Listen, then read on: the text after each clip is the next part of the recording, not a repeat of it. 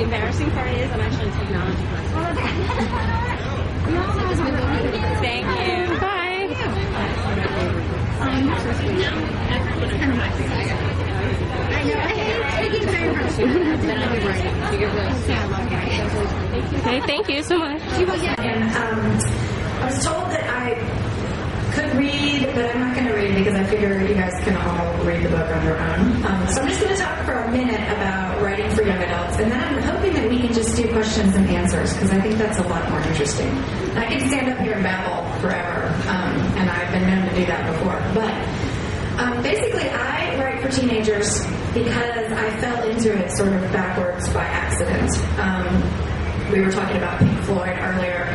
I was kind of a mess in high school. I'll be upfront about that. I was kind of the black sheep of my family. I had a brother who was 3 years older and was perfect.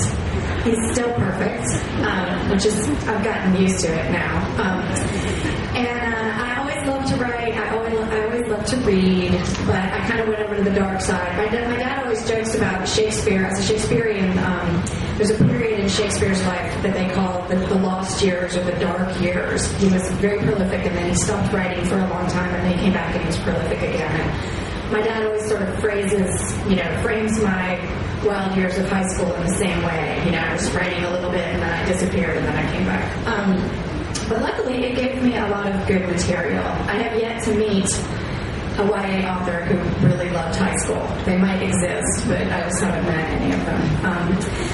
My quote from my senior yearbook was Pink Floyd. The time is gone, the song is over, thought I had something more to say. And the irony is that I hated high school so much that I intended to graduate and never look back and never think about it again. I can remember sitting in the auditorium when we were graduating. There were all these people around me.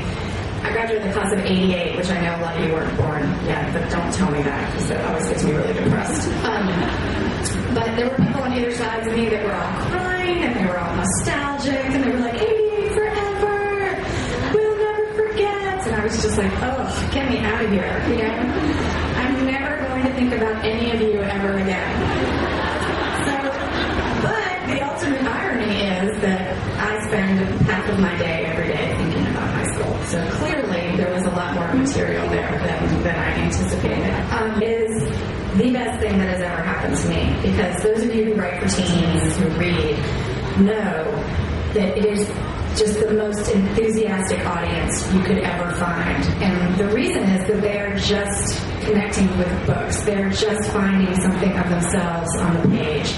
I think what often happens with older readers like myself, if we like a book, we're like, yay, this book's really good, and pass it around to my friends, whereas the girls that read teen books and love them, like shriek and jump up and down and put online reviews with 1,000,000 exclamation points and burst into tears at signings. And my husband was on tour with me a couple of years ago, and this girl started crying in the signing line because she was so... I know it's not about me, it's about the books, and I just sort of represent the books.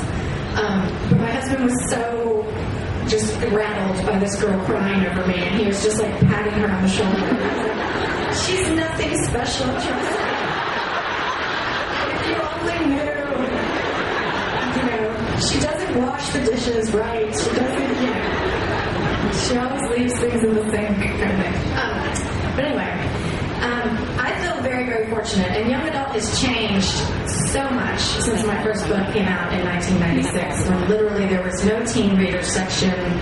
All young adult books were grouped with children's picture books, so it would be like my book, and then Curious George, and then, and I didn't blame teenagers for not wanting to come into that section. And as YA's got more popular and grown, and then we had Harry Potter, then we had Twilight, and I think everybody else is finally in on this great secret that I have known for a long time, that teenage readers are the best. They just are. And it's hard not to get a little proprietary when all these adult authors are suddenly coming in. It's like, hey, those are my people. But no, the more the merrier. I think anything that gets people to read, it's a wonderful thing. So, yes? Hi, the characters in This Lullaby... No, that's me. I was breathing too heavy. The characters in This Lullaby seem really unique to me. Are any of those characters based on real people you've met?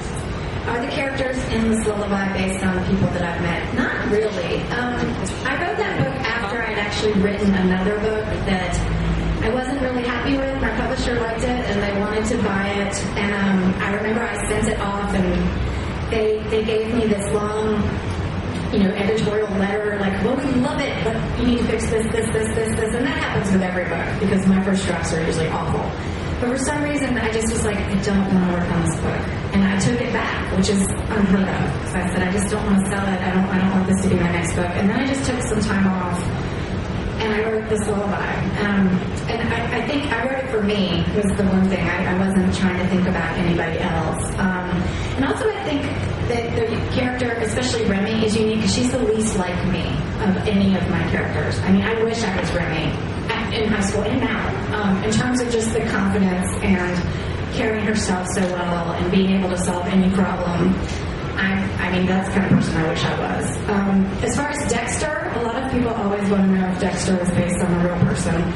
He really was a mix of all the boys that I loved in high school. I was never into the captain of the football team, although I'm sure they're great. Or the student body president, I'm sure he was fine too. But I always liked the kind of dorky, quirky, clumsy guys.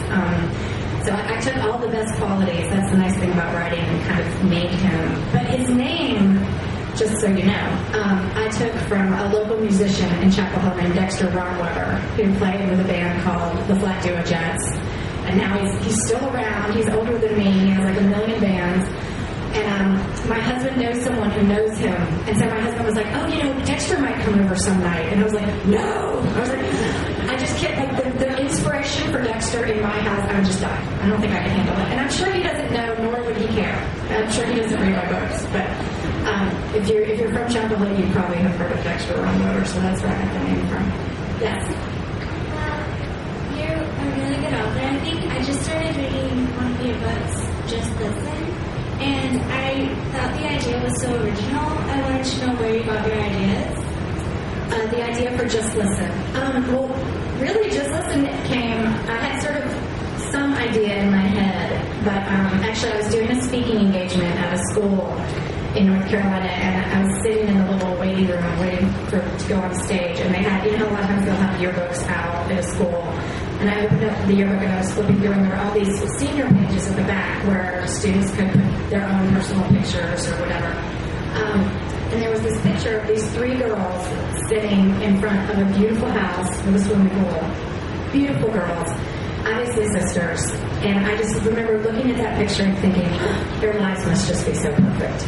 And then in the next line thinking, why in the world would I assume that? Just because they're pretty? Just because they have a nice house? Just because they have a pool? That does not necessarily mean that anything is good there or everything is good there. So it really got me thinking about the assumptions that we all make. And I already sort of had an idea in my head for Annabelle. I thought, well, why not make her one of these beautiful girls that comes from a beautiful family and a beautiful house, but inside there's a lot of darkness. And so that's where the beginning of that story came from.